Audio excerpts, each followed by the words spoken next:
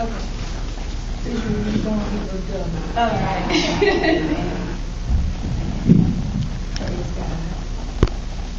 I had to write this down because I get nervous. Good afternoon, ladies and gentlemen. Good afternoon. My name is Alyrica Thomas, also known as the Lyrical Lady. I was invited by Sister Jeanette Word to share some of my poetry with you, and I pray it blesses and it inspires you. So far, I'm enjoying myself thus far, and I'm glad she invited me to glorify God. And I believe that God will honor her for her efforts, because the Bible says only what we do for God will last. That's right. The poem I'm going to recite was born out of actually of a request from my godmother. She owns a portrait of an elderly black lady. This lady has a tear coming down her eye. And a lot of times when people come to my godmom's house, they ask her, well, what is this old lady crying about? And so she was going to speak for her church, and she asked me, she said, I'm speaking for a Black History program. Could you write me a poem about the struggles of black people and why this lady is crying? So I prayed about it, and God gave me these words. The title of the poem is, How Long Shall I Cry? Mm-hmm. How long, dear Lord, how long shall I cry? While time passes by, my tears flow for my race. The burdens of my heart are worn upon my face. I am weeping for my dear sisters and brothers. I watch them being enslaved by others. I've seen kings and queens and rulers of tribes sold into slavery for gold and for bribe. I've seen a proud black nation fall from grace. I felt a tickle of tears upon my face. I watched Mother Africa give birth to the brave, later to see them turn into slave. Each time I turn to you and I ask, Father, why? Each day I wonder, how long shall I cry? I am ancestor, big mama, and sister too, that bears the Negro child and prays for it too. There was joy in my heart when a new child was born, but I knew the path was chosen before its life could sojourn. I saw my people making deals with the Europeans. I ached as they laid off my kings and my queens. I screamed as they were packed from hip to hip. I mourned the death of each precious soul upon the ship.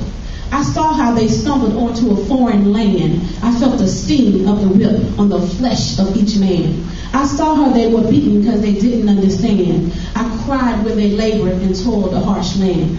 I saw over 3,000 slaves led underground by black and white angels who sheltered them without a sound. I trembled as the master's rapes drowned out their cries, and still I pleaded with you, how long shall I cry? Then wartime seemed as a means to an end, but still they were running to be with their kin. As beautiful black bodies swung from trees, I spent a lifetime, Father, down on my knees, waiting for death or a refreshing revelation, when finally I thought I heard of a great proclamation. And foolishly I thought my people would be freed, and now other races would view blacks as more than a breed. But it would take years before they were united to stand and say no to fire hoses, jails, and the Ku Klux Klan. I applauded as blacks sat in, nonviolent and shy, and still I question you, Lord, how long shall I cry? Through all of these years, I have found a reason to smile. There were proud moments that dried my tears for a while. When I saw African American women and men marching for their civil rights to begin. I saw black leaders reaching for dreams once remote, and I saw how the old would die just to vote. There are so many African American names I could call, but I won't give credit to one without including them all. I am so proud of the inventions that were creative and bright. They made the refrigerator, the mop, and even the traffic light. I felt good as we rode on the front of the bus or drank from a public water fountain without a great fuss. And finally, black doctors could care for our young, and our son could be innocent without being hung. But that was not all you had in store for my race. You gave us a new song called Gospel and a legacy to trace. I saw black panthers and black beauties with natural hair.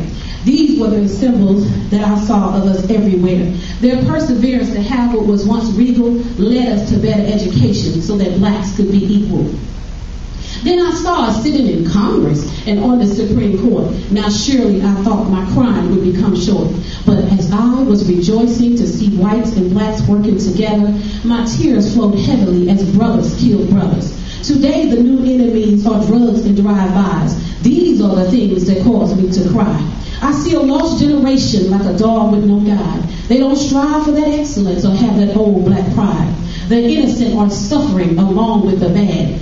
They're dying at school and not being raised with a dad. Black girls are mothers, but they're not fully grown. They're not listening to their elders before striking out on their own. They have so much to offer, Lord, you know it's true. The same power that dwells in me, well, it dwells in them too. And I want them to know that we as a people have come too far to turn back now and destroy who we are. And Lord, if I could reach one child and explain to him why, I wouldn't have to ask you, how long, dear Lord, shall I cry?